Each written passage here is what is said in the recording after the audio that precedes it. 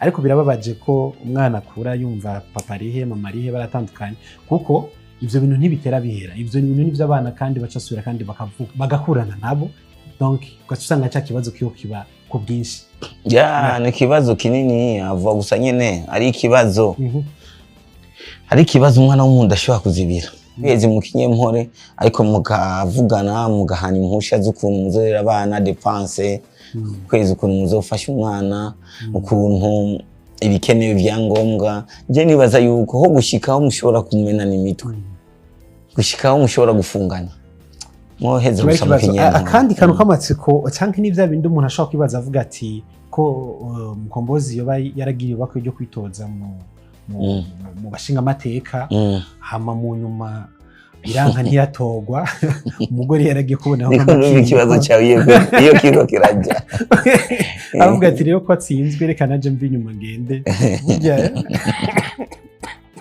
Ishure ry'abarundi bose ni ishure ribategurira guca bugufi guhariranira gusubiza hamwe iterambere hamwe no kuroranirwa tubandanye urugendo maze tugaruze umunezero satani yatunyaze. Uno musi nagomba tuganire ku majambo 40 yerekana yuko umukobwa mwahuje ivyiyumviro ko mushobora no kubakana urugo rwanyu rukagenda neza cyane. Niyo uwo wifuza kubakana nawe wamwereka iyerekwa ryawe umubwira ivyiyerekwa ryawe ni wamubwira indoto yawe ukamwereka iyo uri kuraja akavuga amwe muri aya majambo uzumenye yuko uwo ari w'Imana yakuremeye uzumenye yuko uwo ashobora kukubera umufasha mwiza. Ariko imbere yuko nduga kwijambo banze mwumvirize izi ntahe z'abandi mwumvirize ingene abandi bahisemwo bafatiye kuri vision bari bafise. Bana bububo haragenda kareba gasura yareba iki yariya batinuye ibyumweru bitatu kwezi bakaba batandukanye. Inama gusa umuntu yababwira ni ukureba umuntu uzagushigikira mwireka ufite cyane cyane urubyiruko rufite intego urongora umuntu uzafasha ya ntego yawe kandi ugukunda nawe uko kamuhanze mwumvirize iyi sondage yabaye. Avant de passer à ta rubrique, on a fait un sondage, Chris, puis je trouvais que c'était intéressant avant que tu prennes la parole pour ta rubrique. On vous a demandé, connaissiez-vous votre appel avant votre mariage? Mwateguye mariage muramenye umuhamagaro wanyu. Alors vous êtes 9% à nous avoir dit pas du tout, je l'ai compris après. Je fais partie des 9%. Je suis toi aussi. Kenda kwijana mu babajijwe bavuze bati wapi twarongowe tutaramenya umuhamagaro mugabo twagiye kumenya mu nyuma. Uriko rashikiriza ikiganiro nawe ati najewe nawumenye mu nyuma. Murumva yuko ari mu bice 9 kwijana. Nawe umviriza ibice uja kugwamwo. Non, je cherche toujours à le discerner. Vous êtes 23%, donc toujours dans cette recherche de discerner votre appel. Ibice 23 kwijana vy'ababajijwe baravuze bati oya turamenye umuhamagaro ushika nubu turacarondeza nuko. Oui, je le connaissais déjà clairement. Seulement 13% connaissaient clairement leur appel avant leur mariage. Abantu ibice 13 kwijana nibo bantu bagize mariage bazi umuhamagaro wabo. Et vous êtes 55% à être encore célibataire, à avoir répondu à ce sondage. Et vous avez dit réfléchir encore à votre appel. Je trouve que c'est des chiffres quand même intéressants. Ouais. Ibice 55 vy'abaseribateri bavuze bati ntituragira mariage kandi n'umuhamagaro ntiturawumenya voilà turacarondeza. Ubu rero umviriza ibice 55 vy'abaseribateri batarubaka ntibazi imihamagaro yabo. Nimwiyumvire rero uri kurarondera muri aba bantu ukaba ugomba umugore yitahuye, umugore azi umuhamagaro wiwe, umugore azi impano, umugore azi icyo ategerezwa kuzana mu rugo. Voilà, umugore aje kuba umufasha wawe. Uwo mugore ucuba oblige yo kumurondera muri izi 13%. Voilà, muri ibi bice 13 kwijana niho ucumurondera. Kugiye kumurondera muri 55 kwijana ntawe ushobora gutora. Ni hamwe usanga ari n'abana beza beza mbere. Voilà, mugabo waraba umuntu qui est capable de propulser ton appel, udashobora kumuronka. Aba rero nibo benshi. Iyo babaye benshi rero murumva yuko aca bazimbuka no kuzimbuka. Umurondeye n'umunsi urarumurose. Voilà, umubwiye uti twubake, aza bash yashushe. Mugabo uri kurarondera muri ibi bice 13 kwijana, ndababwiye yuko ahurabira n'icuya kumenya. Mu gifaransa bavuga ngo ce qui est rare est recherché et ce qui est recherché est rare. Nico gituma Bibiliya ivuga ngo ninde yoronka umugore w'ubwenge. Aha rero ni hamwe abantu bumva bavuga ngo arabuze umugore, n'abakobwa bariho, abakobwa baruzuye n'ivyatsi. Aha bica bivana n'uri kurarondera, urondera muri 55 canke 13. Rero nico gituma abantu bitahuye usanga bigoye yuko barongora, kuko bagiye kuraba muri ibi bice 55 kwijana usanga badatoramwo aboshobora kubaherekeza, aboshobora kubafasha, aboshobora gutuma bashika kuri za ndoto zabo canke bashika kuri bimwe Imana yabahamagarira gukora. Baca bategerezwa kurondera muri ibi bice 13 kwijana. Ivyo rero navyo hari naho badashoka babatora, usanga bamaze iminsi myinshi canke bamaze igihe kirekire batarongora. Naha nyene biva, kuko waritahuye uzi uri muhamagaro wawe, ugahura n'umuntu ari muri ibi bice 55 kwijana. Uyu muntu ataramenya umuhamagaro wiwe, umuntu ataramenya ingabire yiwe, umuntu ataritahura, wewe aca agusubiza inyuma. Muzorabe kaya kantu kanditse ku mapire amwe ya kera, amwe bita Voltaspere. Kari kanditse ko ngo Voltaspere yari yanditse ko ngo an old battery and a new one do not use together. Ibateri rishaje ni bateri rishasha usanga bidashobora gukorana. Birasa nibi iyo uhuye n'umuntu ataritahura, voilà, atagomba no kwitahura, ivyo atazi n'ivyo ari vyo, birakugora cyane kuko usanga yagukweze hamwe wari ugaca usubira inyuma. Voilà, banza murabe iki gicapo.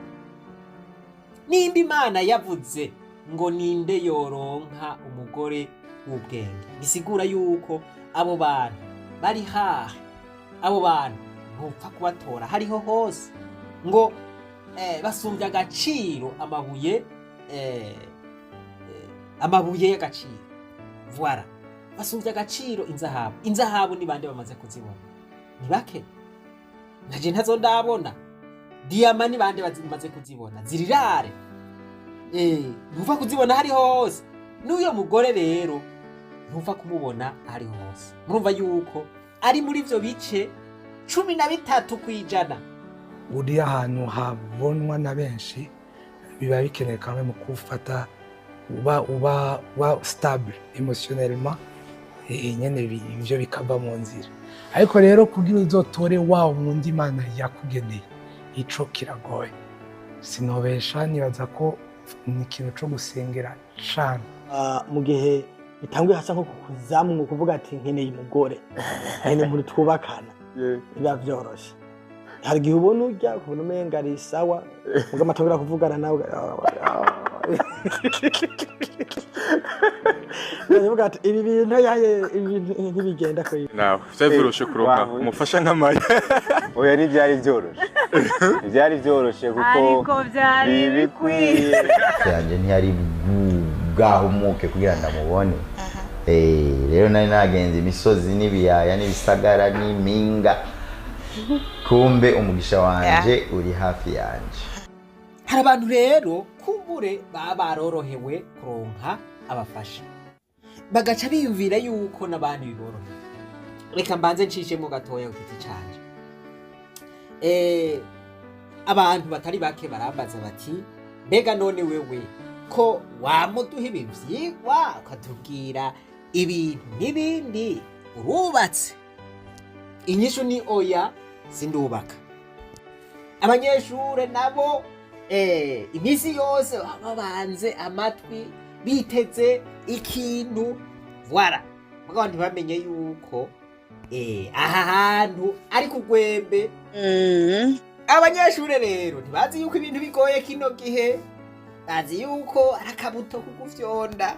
Mana yanje ntibazi yuko n'indobo n'imigere amapoto umuntu ayarya. Obama yarariye amapoto 3 y'umuzagazaga, twebwe nta nayo twoba tugiharura. Ariko yarihanganye hanyuma aronka icuma, aronka umufasha yamufashije gushika ku ndoto ziwe. Barack Obama yarafise intego, yarafise intumbero y'ukuba umukuru w'igihugu wa Leta Zunze Ubumwe za Amerika. Umwirabure ariko yiyumvira kuba umuperezida wa Leta Zunze Ubumwe za Amerika atana rimwe vyari bwabeho mu mateka ya Leta Zunze Ubumwe za Amerika. Iyo ndoto yari indoto y'ibisazi. Voilà, yari indoto y'ibisazi itashobora kwemerwa canke kwizegwa n'umuntu wari we wese. Abakobwa 3 bose Barack Obama yareheje baravuze bati iyi ndoto kabisa twe ntayo twoshobora, iraremereye. Barack Obama kubera yari afise iryo hangiro aravuga ati ibi bintu ntavyo noshobora gushikako ntarose umugore aciye ubwenge, umugore w'ingwanyi, umugore arinda, umugore voilà azompanura. Voilà niho guca abona Michelle Obama. Abantu bose baravuga bati nukuri Barack arose Michelle n'umukobwa aciye ubwenge, umukobwa yize amategeko, umukobwa w'ingwanyi, umukobwa rinda. Indoto yiwe igiye kuba impamo, agiye kwishikako. Ganiro na Extra TV umunyamakuru atangira abaza Michelle Obama ati, Do you remember the moment you knew the president was the guy for you? Ese uribuka igihe wamenye ko Perezida Barack ari wowe wakugenewe ukavuga uti ko kuyunguyu niwe wanje? Ahanga Michelle Obama aramusubiza ati, Yeah, I actually do. Look at that smile. Yego ndabyibuka cyane ntabwo nabyibagirwa na gato, ariko biratangaje ni imbere ya politike, ni mbere yuko Barack yinjira mu bintu bya politike. It was interesting though because it was before Barack was doing the political thing, he was a community organizer. Michelle akomeza avuga ati Barack yari umukuru wa community y'abaturage, yari yiganjemo abagore b'abapfakazi kandi yabitagaho cyane. And we were starting to date and he took me to one of the trainings he was doing. Umunsi umwe yanjyanyeyo ni muri Chicago, abantu bose baraho baramubonye baramwishimira. Barack yagiye imbere arabaganiriza nk'ibisanzwe, mbona ko bari bamukumbuye. Yarabaganirije ababwira uko isi iri, uko igomba kumera ndetse n'icyo abantu bakora kugira ngo bigende neza. Working with these folks to help make change in their neighborhoods, and he gave a speech and he talked about the world as it is. ukurikije uko yavugaga wabonaga ari ibintu bimuvuye ku mutima. Hanyuma naramurebye muri icyo cyumba mbona ukuntu ari umuntu usanzwe ariko kandi uri kuvuga neza ibintu azi, nibwo navuze nti nibyo nshobora kubana n'umuntu wita ku bandi kandi ukunda abandi bantu cyane. And I watched him in that room, natural, engaged, passionate, and I was like, this guy's different. Nshobora kubana n'umuntu witeguye kwitangira ikiremwa muntu. Namushimira ko yanjyanye hariya hantu. I could be with somebody who, you know, cares so deeply about other people and dore n'ubu yabyutse yiruka akagenda atambaye inkweto, ndamureba narangiza nkavuga nti niyo mpamvu ngukunda nuko wita cyane ku bandi bantu. Oh, that's why I love you. Ibihe byiza cyane ndagusuhuje ari nako ngikaze muri kino kiganiro cyacu tugiye kurebera hamwe amateka y'urukundo rwa Michelle Obama ndetse na Barack Obama, abo nk'abandi bantu bose amateka y'urukundo rw'abangaba bombi ari buyu wabaye perezida wa 44 wa Leta Zunze Ubumwe za Amerika ndetse n'umugore we kugeza ubu nayo yagize intangiriro. Uyu muryango wamenyekanye cyane mu mwaka wa 2007 ubwo Barack Obama yimarizaga kuyobora Leta Zunze Ubumwe za Amerika, gusa ariko amateka y'urukundo rwabo yatangiye imyaka 10 imbere yaho. Ushobora kuba waribajije uti ese bariya bahuriye hehe, byagenze bite kuva ku kuba abantu basanzwe kugeza ku kuba intangarugero muri byinshi isi yamenye. Waruzi ko se Barack Obama yigeze gukundana n'abandi bakobwa urukundo rukomeye cyane rwari no kuzabaviramo kubana. Bijya gutangira byose Barack Obama yagiye kwaka stage. Iki gihe Michelle Obama witwaga Michelle Robinson yagizwe umujyanama wa Obama mu biro by'abanyamategeko muri leta ya Chicago bizwi nka Chicago Law Firm Sidley and Austin. Icyo gihe ubwo Michelle yatangiraga kugira inama Obama yaje gutangira kumwiyumvamo ndetse atangira gukururwa nayo bitangaje. Uyu wari ukiri umusore yaje kwifuza yuko basohokana nk'uko muri no filimi ikomeza ibigaragaza. Hello. You're late. I was hoping you wouldn't notice. Michelle wari umukobwa ugira akantu k'amahane, yamubwiye yuko bitazakunda na gato kuko bakorana kandi uko amukuriye. Yaramubwiye ati Barack ntabwo nshobora gusohokana nawe, ntabwo nshobora kujyana nawe ahantu ari ho hose, urabizi yuko ngukuriye ndetse nagusaba kugerageza kunyubaha.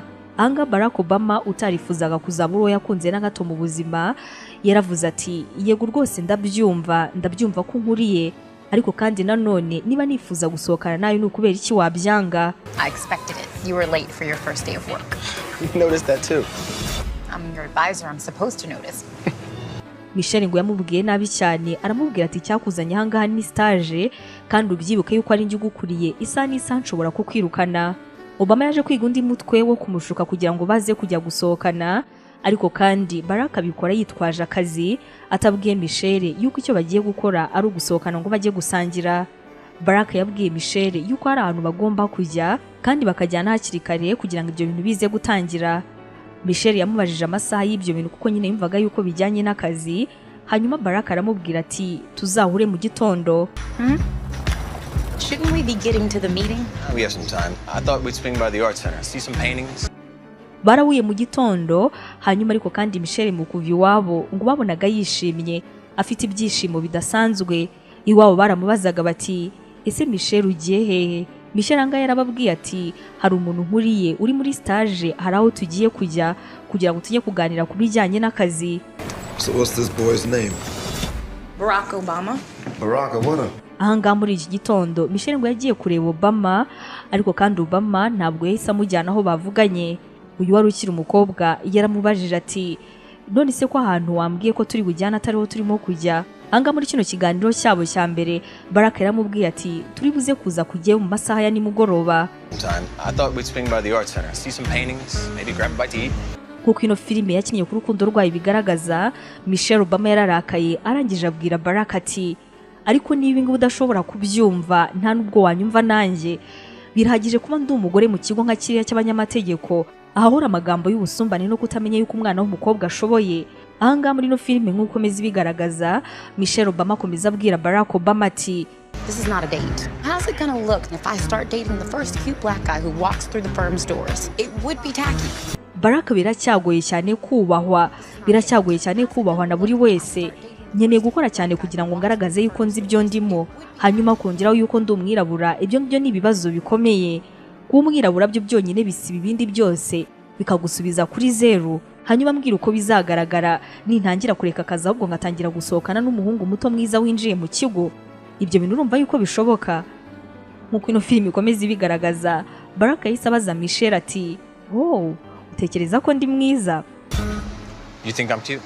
I didn't say that. Michelle Obama yarakaye cyane, yahise abwira Barack ati "Ibyo se nigeze mbivuga? N'abasekreteri bavuze gutyo ngo kuri mwiza biraho."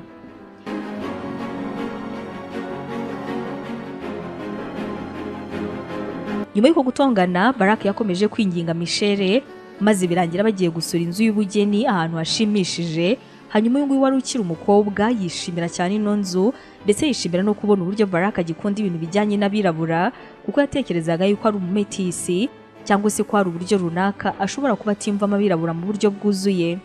So why did you come to Chicago? To try and make a difference. Thought I would.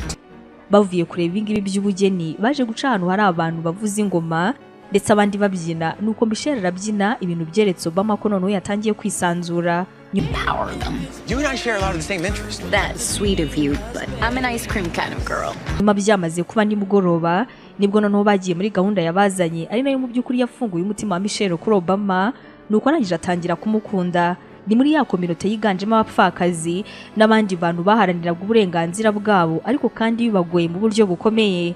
Nk'uko ino filime ikomeza ibigaragaza, Michelle ndetse na Obama bakigerayo, abantu bose bari aho bishimiye kubona Barack Obama cyane.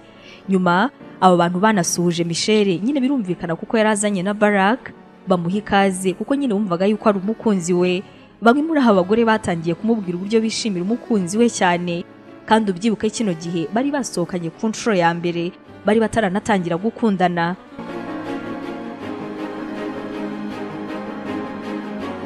Ahangaha rero batangiye no kumubaza niba barashyingiranywe, bakazajya babaza Barack ati "Wakoze ubukwe ntiwatubwira?"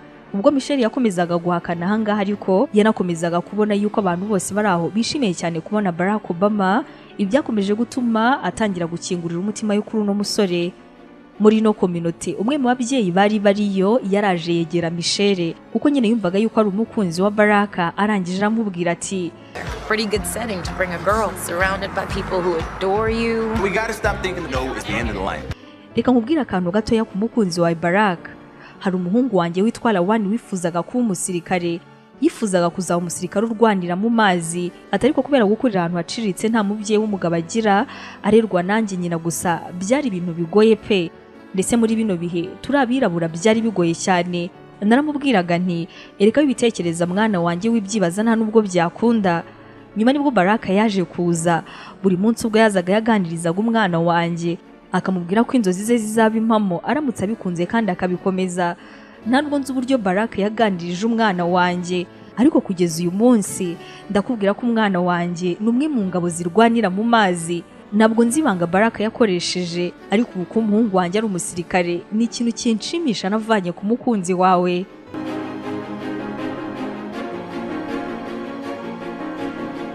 Kuri Michelle, iki ngiki cyari ikindi kimenyetso cy'uko yakunzwe n'umuntu muzima, ushobora no kuba yaganiriza abantu maze bakaba bagera ku nzozi zabo. Kugeza muri aka kanya hari icyo yari atarabona, yari ataranumva, ntabwo yari azi uburyo Barack azi kuganiriza abantu, akabahumuriza kandi akabereka yuko nta kitakunda. They say no, we say 1992 akaba aribwo Barack Obama ndetse na Michelle bashyingiranywe nyuma y'imyaka igera kuri 3 bakundana. Umwaka wa 2018 ubwo yifurizanyaga isabukuru y'imyaka 26 ishize bashyingiranywe, Barack n'umugore we bakoresheje amagambo yuzuye urukundo, buri umwe ashimagiza mugenzi we. Iyi nshuro ariko nubwo ariyo tuguhitiyemo, buri gihe cyose ku munsi wo kwizihiza ibijyanye n'urukundo rwabo, aya magambo bakaba bakunze kuyabwirana. Nk'ahangaha Barack Obama yifashishije imbuga nkoranyambaga ze, yaranditse ati mu myaka 26 wambereye umufasha udasanzwe, wambereye umuntu utuma mpora nseka, umuntu nishimira kuba ndi kumwe nawe ku isi. Mu kumusubiza, Michelle Obama nawe yakoresheje amagambo imitoma myinshi ashimangira yuko nawe yishimiye kuba Barack ari umugabo yashatse. Michelle ati urakoze Barack kubw'imyaka 26 y'urukundo, icyizere n'icyubahiro. Warakoze kuba umugabo uhora nzamura mu ntera kandi akanyubahisha njyewe n'abakobwa bacu beza. Buri munsi ndi kumwe nawe mpora nibutswe uburyo uri uw'agaciro kuri twebwe. Urukundo rw'uyu muryango uretse ku mbuga nkoranyambaga rukaba runagaragarira mu magambo aryoshye babwirana ahantu hose. aha byari umunsi wa nyuma ubwo Barack yarimo asezera abantu nyuma y'imyaka 8 ari perezida wa Leta Zunze Ubumwe za Amerika. Muri ino jambo ryarijije benshi rikanerekana amarangamutima ya perezida wa Leta Zunze Ubumwe za Amerika, yaragize ati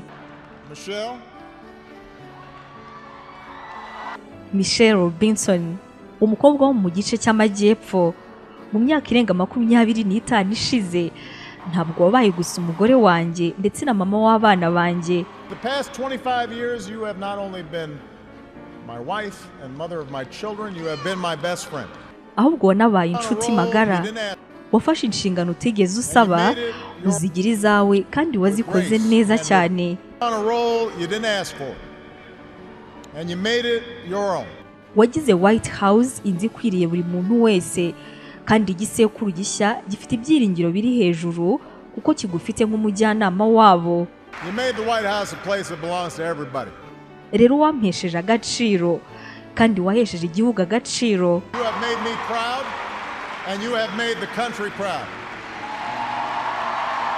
Ni ijambo ryatumye abari aho ngaho bose bahaguruka, barangije baha amashyi Michelle Obama.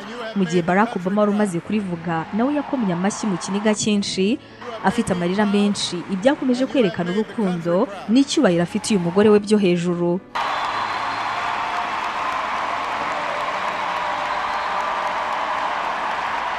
Y'igihumbi 1984 Obama yasabye n'umukobwa yuko yaza kumureba, hanyuma n'umukobwa ajya kureba mu nzu yabagamo, nuko barangije batangira ibikorwa byo gukundana. Anga n'umukobwa mu buhamya bwe yaragize ati iyo Barack yampoberaga numvaga ari byiza, buri gikorwa cyose cyacu kijyanye n'urukundo cyabaga ari cyiza. Hanyuma ariko naramubwiraga nti ndagukunda, akansubiza turakoze. Uyu mukobwa yemeza yuko Obama yamukundaga ndetse cyane, ariko nanone hakaba hari itandukaniro yagombaga kubona ku bandi banyapolitike. Bivuze yuko ngo Obama nubwo yakundanaga n'uno mukobwa, yashakaga nyamara umukobwa w'umwirabura. Uno mukobwa yitwa Cook amaze kubona yuko bitazakunda, yarazinze arangije yandikira urupapuro Obama, arangije aramubwira ati ntabwo nigeze nari mwinshidikanya ku rukundo nkunda, ndabizi ko ruhari, ariko kandi ndabizi yuko nge nawe turamutse tubanye n'ubundi byazarangira dutandukanye, kuko nabangiye kukwicira inzozi. Ibyiza rero ndakuretse kandi nkwifurije amahirwe. Genevieve Cook amaze gutandukana na Barack Obama, ngo yaje kumenya yuko Barack akundana n'undi mukobwa witwa Jaga, ariwe twakubwiye haruguru, ariko kandi aravuga ati ndabizi yuko n'ubundi ibintu byabo bitazarangira, kuko ntabwo uriya mukobwa ari Obama akeneye bitewe n'inzozi afite. Abasesenguzi ba politike bagendeye ku buhamya bwa Obama binanyuze kandi mu biganiro by'aba ex-be bigaragaza yuko yari yarabakunze. Ibyo ngibyo byerekana yuko ibyo Genevieve Cook yavugaga byari ukuri, ko Barack Obama ngo yarakeneye umugore w'umuhanga uzamufasha kugera ku ndoto ze, umugore w'umunyabwenge ukomeye udacika intege, umugore w'indwanyi ufite uburambe cyangwa se inama za politike, kandi kirenze kuri ibyo ngibyo gikomeye akaba ari n'umugore w'umwirabura. Ahangaha rero nibwo Obama yahuraga na Michelle, noneho kuko yavuze yuko Obama abonye umuntu we wa nyawe kandi ko inzozi ze noneho zigiye kuba impamo. Muri kino gitabo Genevieve Cook yaragize ati naje kumenya amakuru yuko ngo hari umukobwa wize amategeko, umukobwa witwa Michelle ngo ufite imbaraga zidasanzwe kandi w'umuhanga. Naravuze nti uwo nguwo niwe Obama yarakeneye, ni mu mwitege mu minsi mike, ibyari inzozi ze ndabizi ko bigiye kuba impamo. Numvise mbyishimiye cyane, naravuze ni nubwo ntamuhaye ibyo yifuzaga byose, ariko byibura Barack twakundanye agiye kugera ku nzozi ze. Voilà, Obama abarashitse ku ndoto ziwe.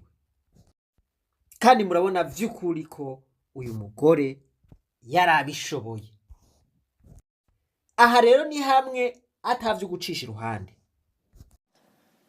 And finally, I want to urge you today to ask my husband some tough questions.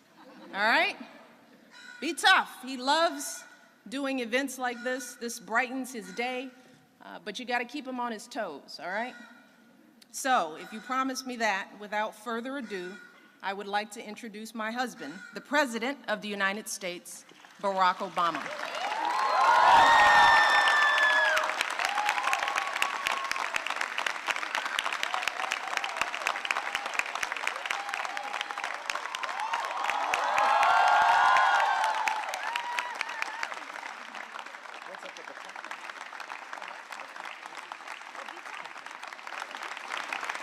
Thank you, everybody. Thank you so much. Absolutely. Good choice. What else you got? I like it. What's your favorite Olympic sport to watch? See, you mentioned the old gymnastics. Yeah. Which I find spectacular, because anything involving your Flipping on a head pointing beam. down is not something I do. But it's too tense. You get too tense. You're just like, yeah, I'm like, spinning the whole oh, time. she's gonna fall. It makes me too tense. So I gotta go with I think the 200. The 200. The 100 is a great race, but it's over a too little too fast, quick. right. Whereas the 200, you can see him coming around the build up. curve. Michael Johnson, when he was running that Yeah, 200 that was pretty in good. those gold shoes, Yeah, that was a memory. that's a memory. All right. All I right? think this. bantu b'Imana ni ukuri nta kintu kiryoshe nko kubana n'umuntu mwumva ibintu kumwe, umuntu mutwenga, musambuka, mukavuga ivy'ubwenge, mugakina, voilà. Nta kintu kiryoshe nk'ico. Hariho abantu usanga babana ariko ugasanga baratinyana. Ugasanga baratinyana, ugasanga ntibakina, ugasanga nyene umwe aja hariya akaja kuganira n'abandi, ugasanga nyene imuhira bahurira mu cumba nyene canke bavugana ibintu bibaye mugabo bari kumwe n'abantu ugasanga basambutse, ugasanga bugurutse. Ivyo bintu sivyo. Umugore wawe, umufasha wawe abwirizwa kuba umugenzi wawe, niwe mugenzi wawe wa mbere ufise. Nico gituma ubwirizwa kurongora umuntu mu vyumva kumwe, kandi umuntu ushima, umuntu wishimira, umuntu utazotangura kwinyegeza muri kumwe canke ngo uvuge ngo buragenda ndaje. Oya, umuntu uzonezerwa ari mu ruhande rwawe. Maya, byagenze bite mwahuye muti? Ya twahuye muri 2011 ntashe mu Burundi kuko je nakuriye hanze y'u Burundi. Hanyuma icyo gihe nibuka ko nta kirundi narinzi, navuga icyongereza gusa. Hama bantumira abandi bashitsi twari kumwe twiga hamwe, bantumira muri rehearsal, bari bagiye muri repetition. Muri iyo repetition rero niho naje guhura na Fabrice, yari repetition ya HM Burundi, bakora concert muri 2011 mu kwezi kwa kane. So twahuye muri ibyo bikorwa, ariko yabaye nka instant. Actually byari biri strange kwera ukuntu tumaze kuvugana gusa twahise twumva ko duhuje ibintu byinshi cyane. Ni nkaho nibuka ko amaze kumbwira, kuko umunsi wa mbere twaricaye arambaza amakuru yanjye, arambaza testimony yanjye kuri yari umuntu mushashaje muri ministry. Hamambwira vision yiwe, numva ihuye neza n'icyo Imana yari kirambwira, icyo Imana yari yampamagariye. Kandi muri kiriya cyumweru nari maze igenda ko ndasengera ngo Imana impuze n'abantu, ko nari mpejeje gutaha ariko ntaramenya aho mpera mu gutanga ubuzima bushasha. Numvise gusa Imana yarampamagaye kuva mu gihugu nari ndimwo gutaha mu Burundi.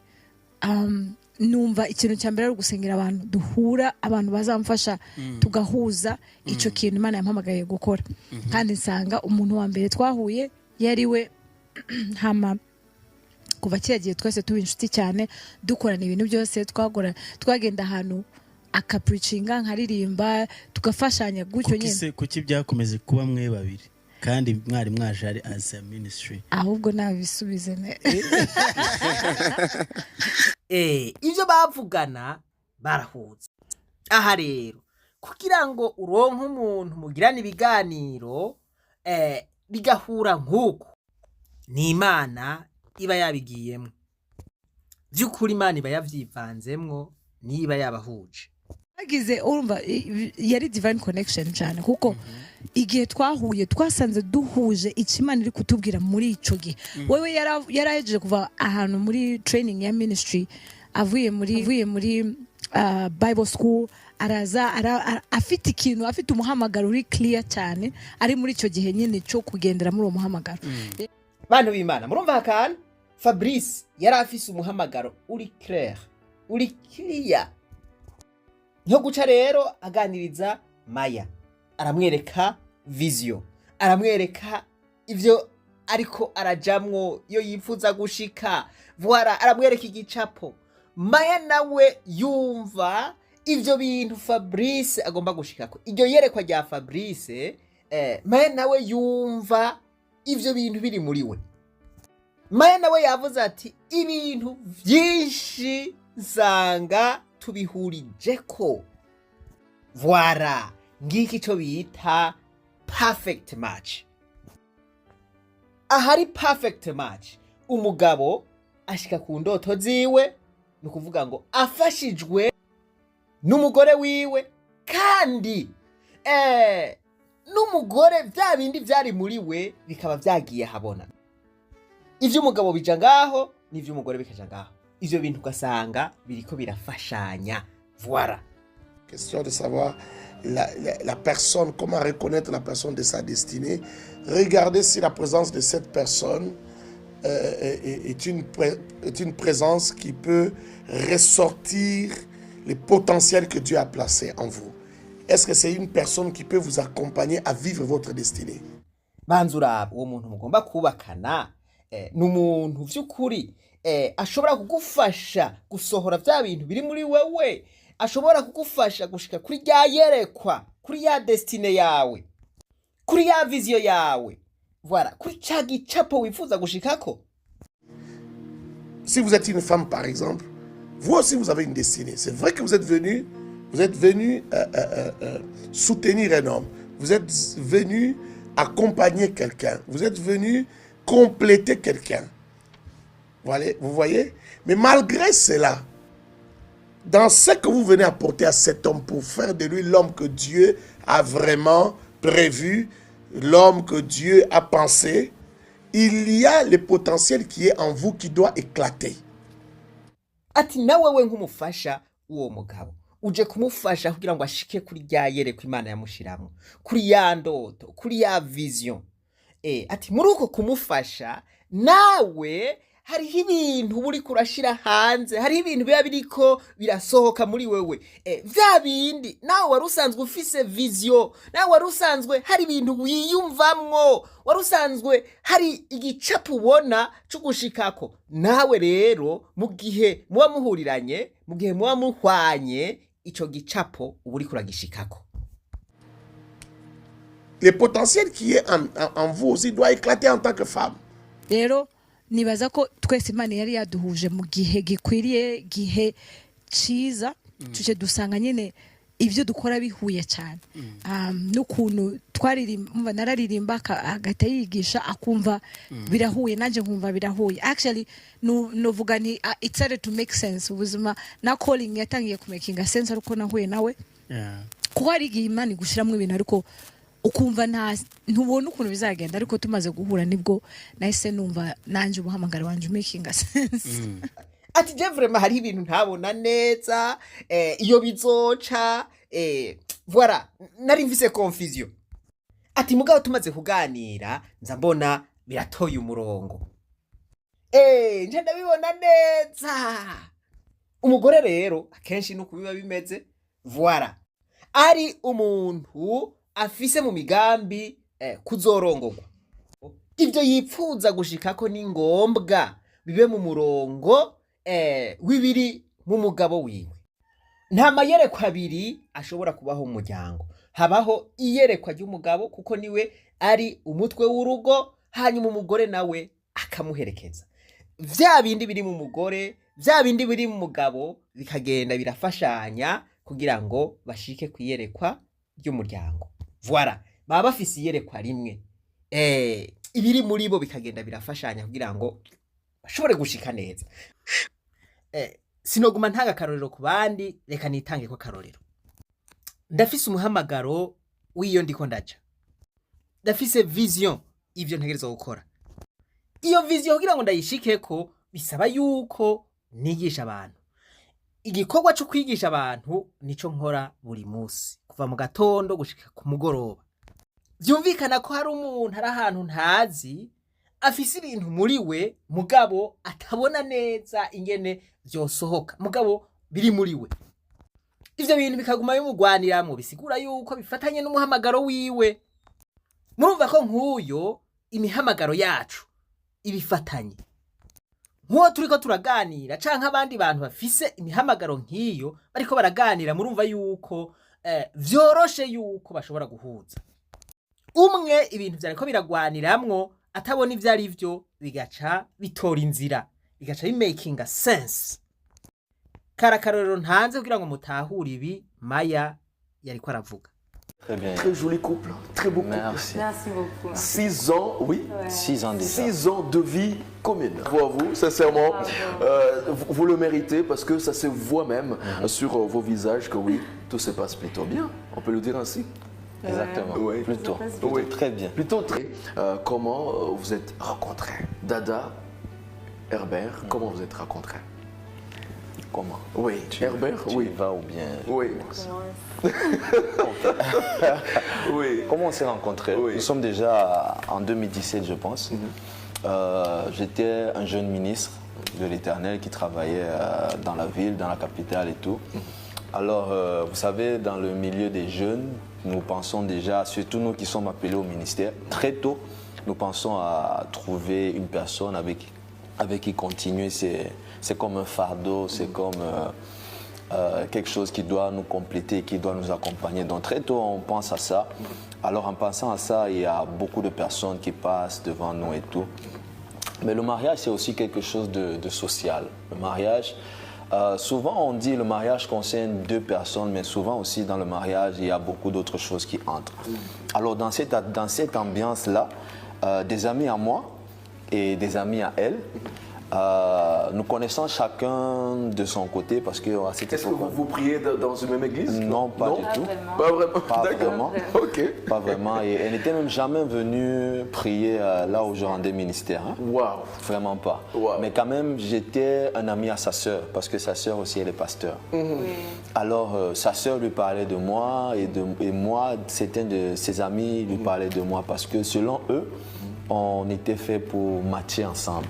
Ah bon? Wow. Donc, nous connaissant un peu, ayant grandi avec les uns et les autres, alors ils se disaient, ah, si ces deux-là se rencontrent, quelque chose peut naître. Wow. Et akantu mukumvirize neza hariko aravuga ingene bahuye n'umugore wiwe ko yari mu gikorwa c'Imana akaba agendana na bakuru w'uyu mugore wiwe akaba agendana n'abagenzi biwe voilà. Baramumubwira rero uwo mukobwa ako ngomba kugaruka ko naka ngo abantu baravuga bati uyu mutipe ariko arakora igikorwa c'Imana hamwe yo kubakana n'ujya mukobwa Dada ibintu vyoba vyiza cyane yoba couple y'akarorero. Nama mvuga nti abantu barafise ubwo buhinga, hari abantu bafise izo ngabire zo kubona abantu bakwiranye. Umuntu ariko arakora igikorwa kanaka bakavuga bati uyu muntu barajanye n'uriya kabisa hamwe bahuye bo kwatsa indege voilà.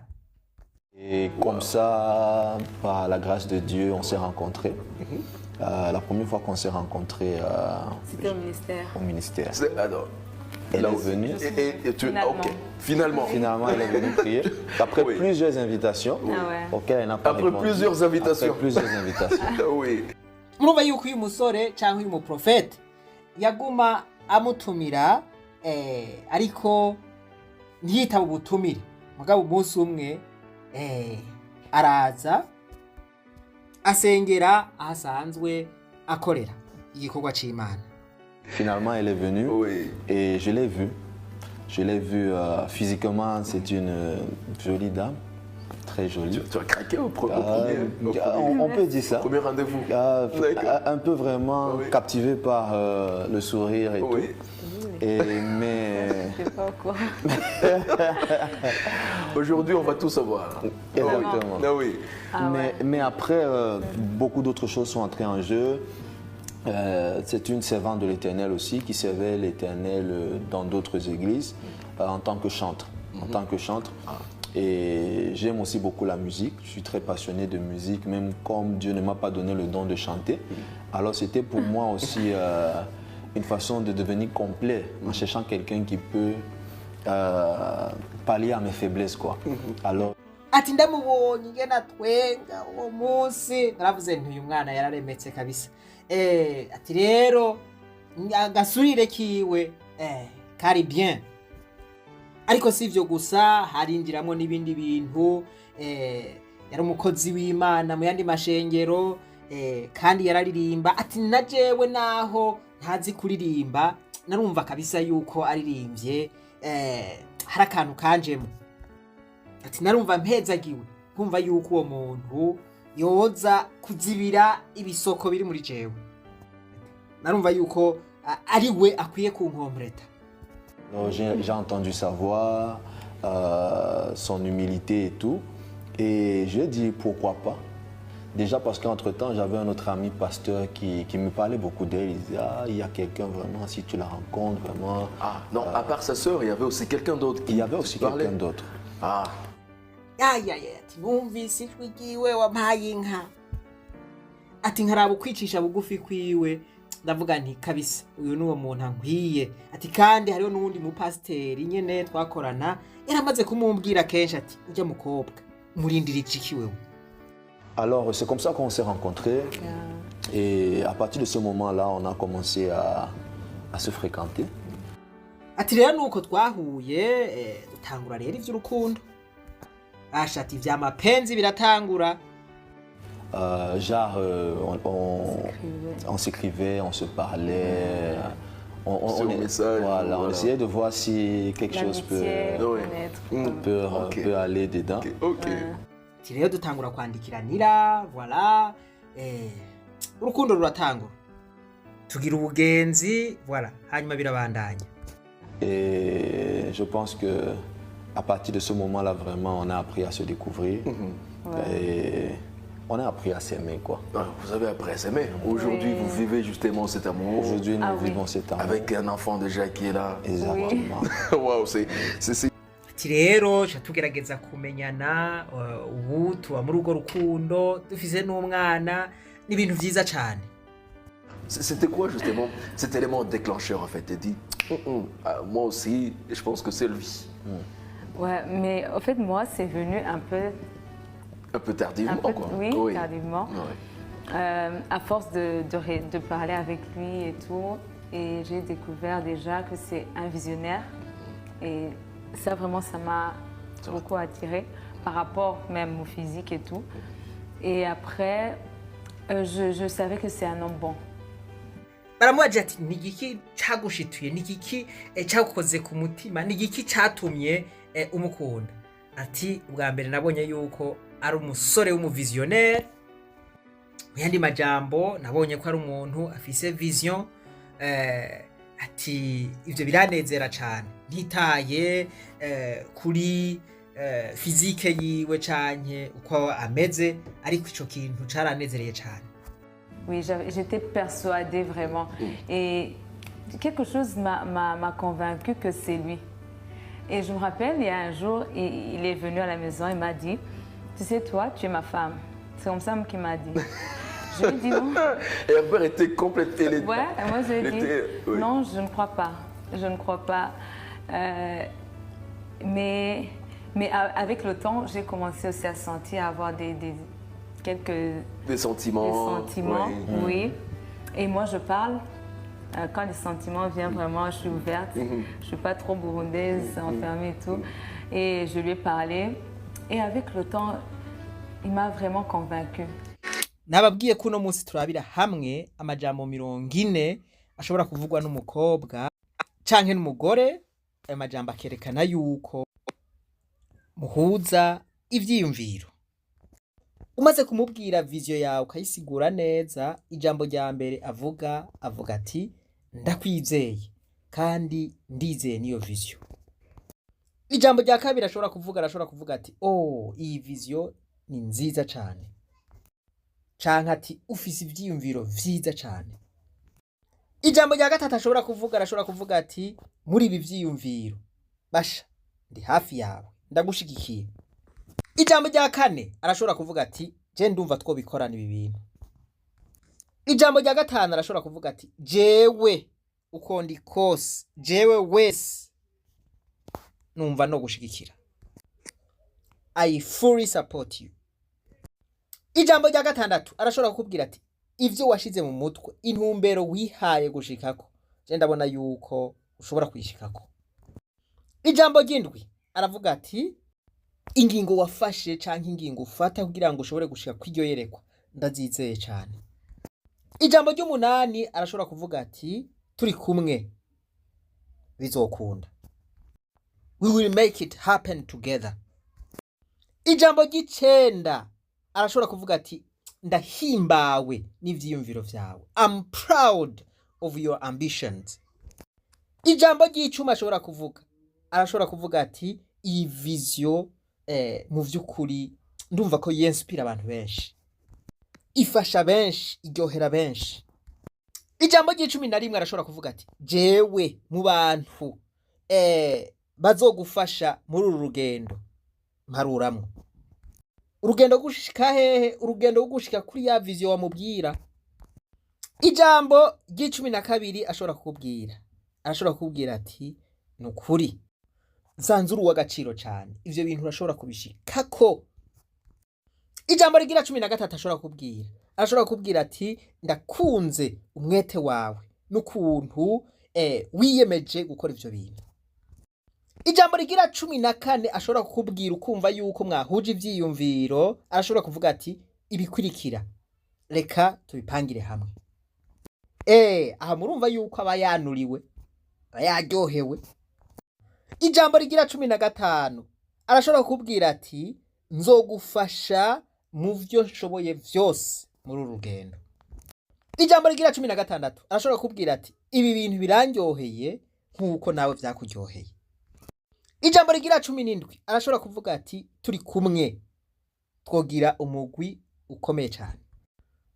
Numva yuko yibonye muri ya vision, yibonye muri vya vyiyumviro, yibonye muri rya yerekwa. Ijambo rigira 18 arashobora kuvuga ati ndabona neza iyo iyi vision iri kwiraja. Ijambo rigira 19 arashobora kuvuga ati bandanya je ndi ngaha ndi kumwe nawe nta ngorane. Ijambo rigira 20 arashobora kuvuga ati jewe ndi ngaha ndiyemeje kugufasha imisi yose. Ijambo rigira 21 arashobora kuvuga ati maze kumva vision yawe, ivyiyumviro vyawe canke iyerekwa ryawe uranezereje cyane, I'm proud of you, urampimbaye. Ijambo rigira 22 aravuga ati nukuri ndarengewe n'umwete wawe, ndarengewe no kwiyemeza kwawe, birantangaje gose. Ijambo rigira 23 arashobora kuvuga ati indoto yawe iranyenspiye gushika yaho nanje numva mbaye uwundi muntu, ndahindutse. Ijambo rigira 24 aravuga ati numva mpimbawe nuko nohagarara hafi yawe canke ruhande yawe muri uru rugendo. Muyandi majambo numva ntoba kure yawe muri uru rugendo gushika kuri indoto. Ijambo rya 25 ashobora kuvuga ati sha ndavye ivyiyumviro, ndavye ingene wabishize ku mutima, ndavye ingene wihanganye ugashika aho ugeze, nukuri birampimbaye cyane. Ijambo rya 26 arashobora kuvuga ati iyerekwa ryawe ritumye numva no kwiga vyinshi, hanyuma nkadugana nawe, ngakurana nawe.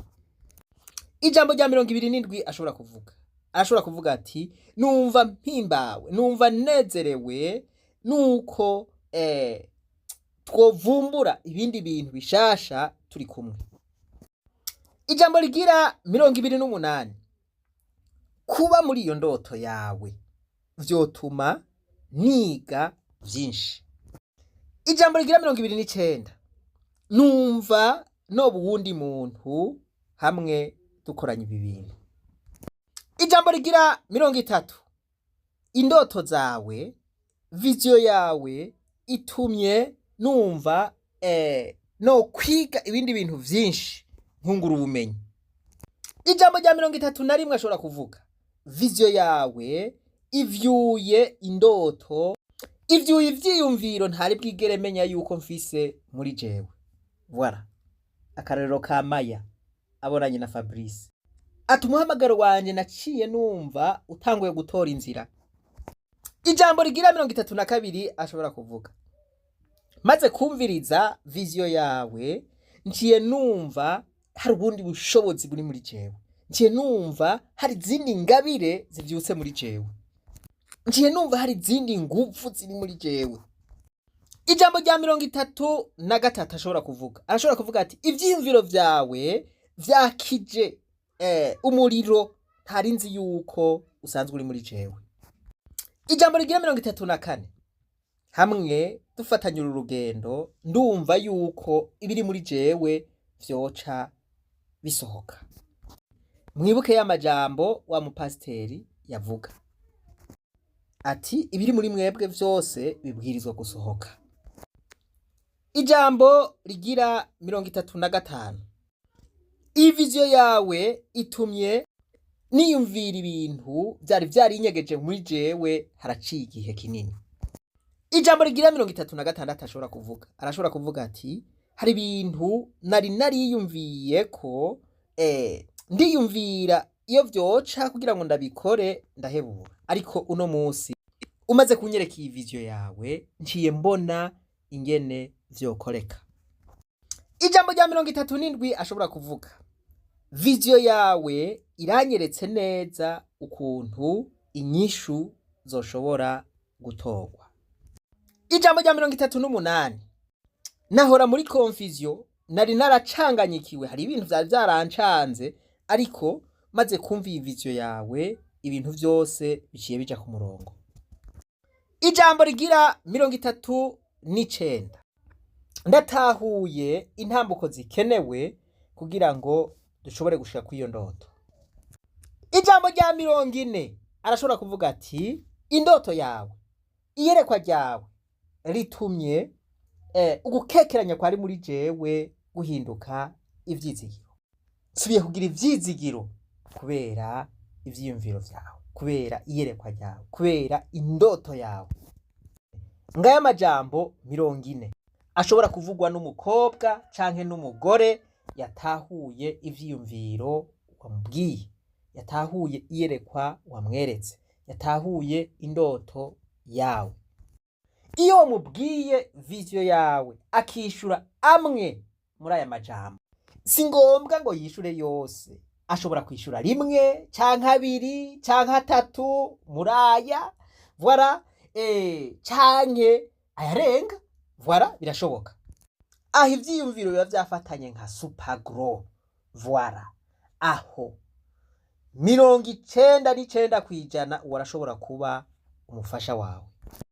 Umuntu nk'uyo abaye umufasha wawe n'umuntu aba gutahura, naho wogira akayesheke gatoya canke naho wogira intambamyi zimwe nk'ugo rugendo, n'umuntu agutahura, n'umuntu agufasha, n'umuntu agutera intege, n'umuntu aguma kwibutsa ca gicapo wamwereka. Bishitse ukanasinzira canke ukanebwa, arakubwira ati vyuka ntiwambwiye yuko tuzoshika kuri ibi, voilà, akakwibutsa ugaca uva hasi ugakora. Urose umuntu nk'uyu agutahura, ibikorwa vyanyu birihuta gutera imbere, mukora ibikorwa mukunda, mwese muba mufise inyota yo gushika kuri rya yerekwa. Muhuye mwahuje ivyiyumviro nk'uku, urugo rwanyu ruba iparadizo. Nta kintu kiryoshe kibaho nko kubana n'uwo mwumvikana, kubana n'uwo mutahura ibintu kumwe. Wowe uri kuranyumviriza, nimba utararonka wo muvyumva kumwe, ndakwipfurije yuko wo muronka. Ariko ako nagomba mpereze ko naka, uramaze kumenya iyerekwa ryawe, uramaze kumenya umuhamagaro wawe, uramaze kumenya intumbero y'ubuzima bwawe, uramaze kumenya iyo uri kuraja.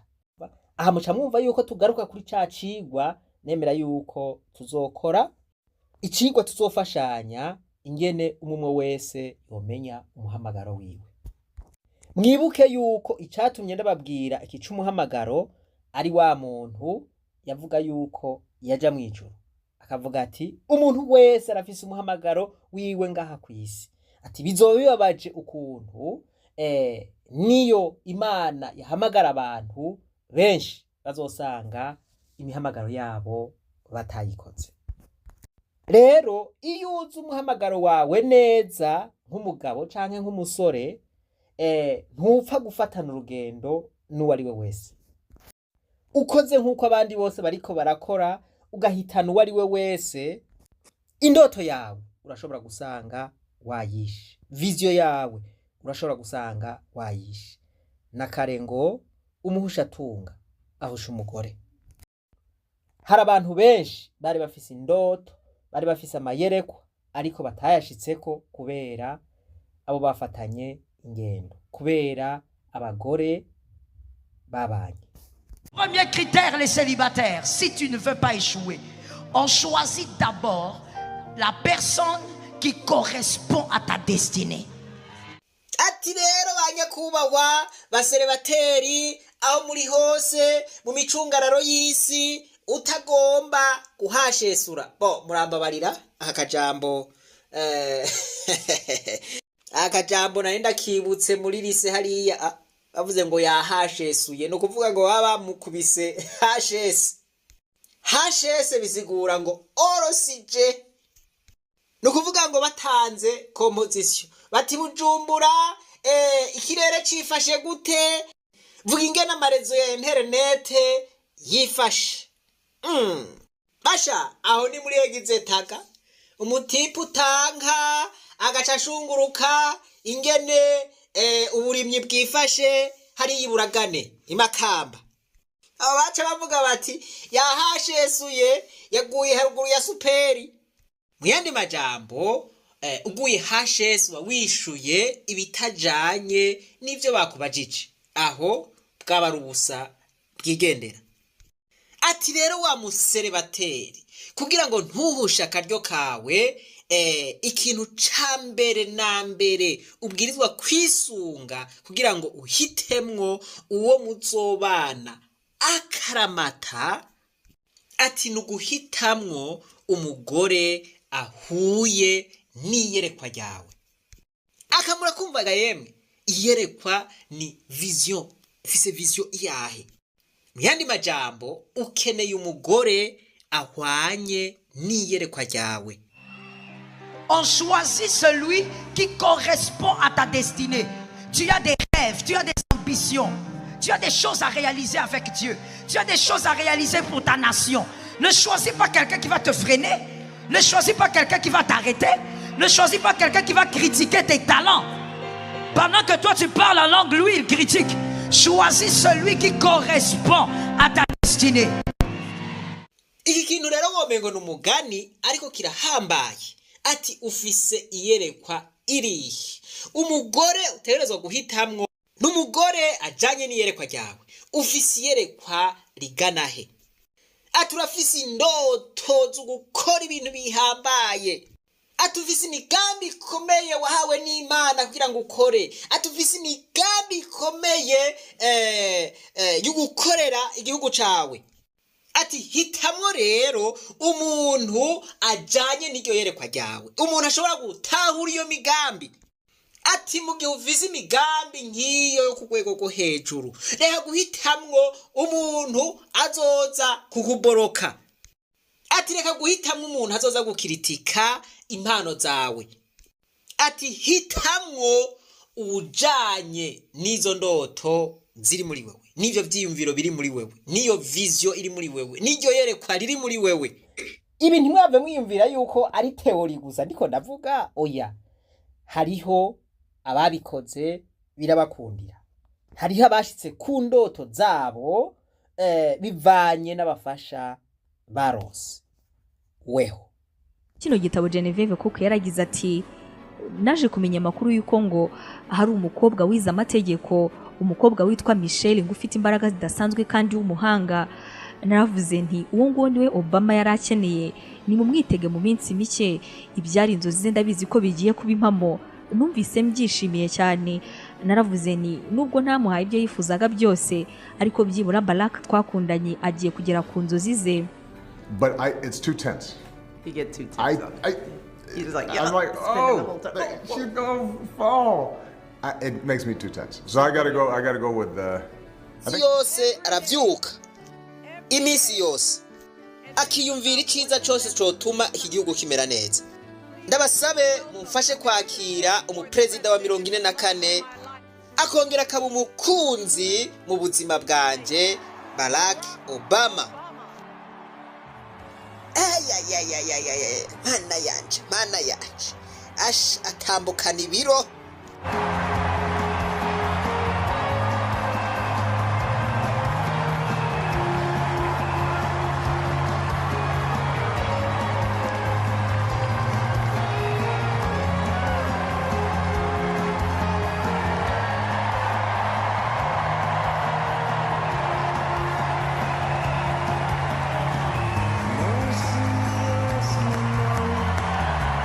Hello, Chicago!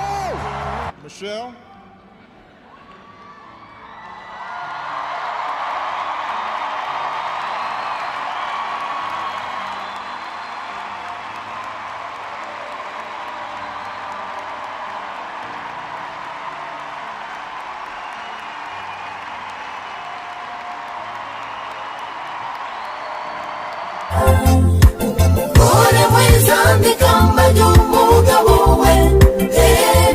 Imigani igice cya 31 guhera ku murongo wa 28 haravuga ngo abana biwe bava hasi bakamushemagiza n'umugabo wiwe akamushemagiza ati hari abagore benshi bakora ibyiza ariko weho ubarusha bose.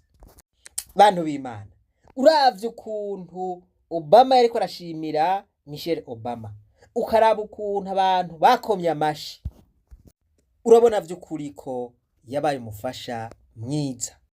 Mbega mwene abo bafasha ntibakibaho? Aba nibo bafasha twipfuza, kandi nabo kwipfuzwa bariho, ariko kugira ngo babone cyangwa bamenye bisaba amasengesho akomeye, bisaba kwihangana. Mu cigwa gikurikira tuza kurabira hamwe amajambo 40 iyo uri kuraresha umukobwa cyangwa umugore akavuga ayo majambo cyangwa akavuga amwe muri ayo majambo, kugira ngo umenye yuko amahigwe ari make yuko uwo muntu mushobora guhuza, eka mbere naho mwokubakana urugo rwanyu rutorama. Hariho abavyirengagiza ariko navyo ntibiteba kwigaragaza. Nico gituma ingo z'ubu zitariko zirarama, nico gituma hariko haraba amadivorce menshi. Nigahe butumwa ushobora kugenera umuntu uwo ari we wose ariko arahura ingorane nk'izo zawe uriko uragira mu rugo rwawe?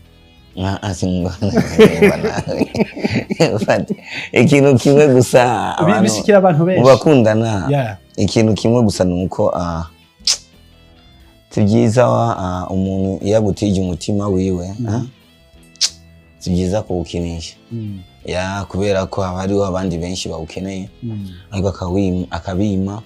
Hanyuma ikindi nacyo sivyiza kandi gusubiza umuntu nyuma atangure kwiyumvira kureshya. Kandi urabona ari abantu babagaho usanga dukundana dufise esprit, ari abafise esprit y'inkoko bakundana wawe wese azaringiye abagore bari bo bose nayo bafise umugore wiwe, ariko ariho n'abandi tumeze nk'inuma.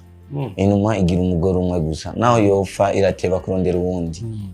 So guhangura ya numa kuyigisha kandi kureshya uyihohoteye, ariko tunyene icyo gusa nohanura abantu nuko nibazo kundane n'umuntu akurikiye ibintu Imana yamuhaye, Imana yamuremanye, c'est-à-dire ukuntu asa canke ukuntu ameze, umuhungu ngo ni bogare niki, kubera bijya bintu byose Imana yaremanye umuntu mu minsi 90 mubana mu nzu birahera.